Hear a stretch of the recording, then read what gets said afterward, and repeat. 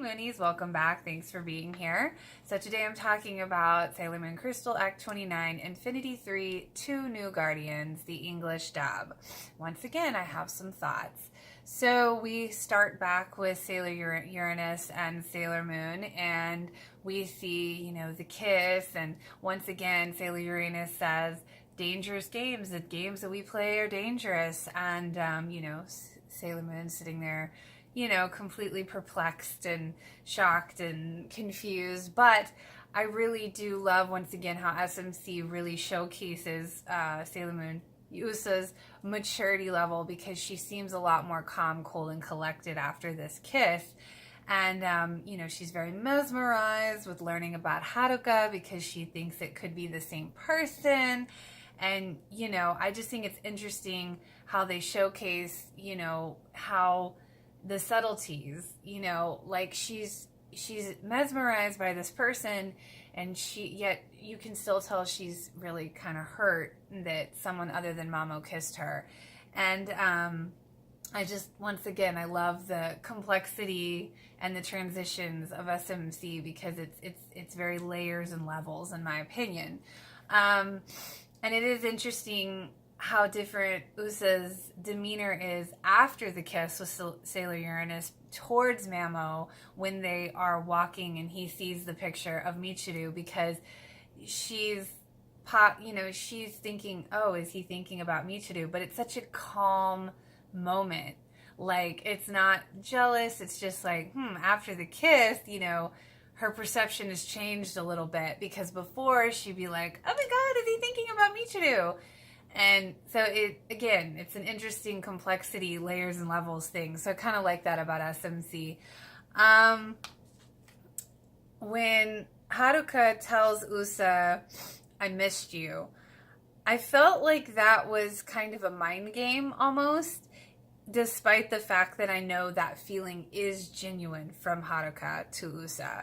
So it was just kind of funny. It's funny when Mina is voicing her desire to see the Mimi concert, Mehmet's concert. I was like, wow, she actually kind of sounds more whiny than even Usa. So it's like she's kind of almost taking up the slack from where Usa kind of left off. Not really totally, just, occasionally, because I was just like, wow, she's really whining. But once again, great job, Sharmila. Kaoli Knight talking about Sailor Moon, like when she said, especially this one. I just like, I love that, because it's like, oh my God, you just nailed that part. It's like, especially this one. Like, her voice is so on point. My initial feeling on Mehmet, definitely not as annoying. Seems slightly more childish, kind of, but decent, good, acceptable. Very calm though. I was feeling like her voice is extremely subdued, especially compared to the original, and I don't know, it almost kind of detracts from the character, the erratic, kind of crazy, behavior of the original, because let's face it, Mehmet was kind of a wackadoo, and I don't think this voice is kind of bringing that feeling to the table, at least not for me, because it's extremely subdued. But I mean, at least because we didn't really have any laughing with her either, because there was no because before Mehmet would always do that crazy laugh, which I think added to the craziness of the character, so we didn't even get that, so it was kind of wild. Chibiusa's friend, is it Momo? Her voice is okay from what I remember. I still always freak out when Chibiusa pulls out her crystal and puts it in Hotaro's hand. I mean, it's like, and Hotaru don't even know this girl's name, and it's like, you just putting out your crystal. It's like, it always just kills me. And then, like, right after, it's like, oh, I'm just gonna go take a ride in a helicopter for somebody I don't know, because they say they know Usagi. It's like, Really? Like, I still can't get over that. Like, I'm sorry. That's dumb. Hashtag dumb. Like, I know they had to move the story along, but it's like, kids aren't supposed to talk to strangers. You don't be taking rides at it. Man, never mind. And I can say this, though.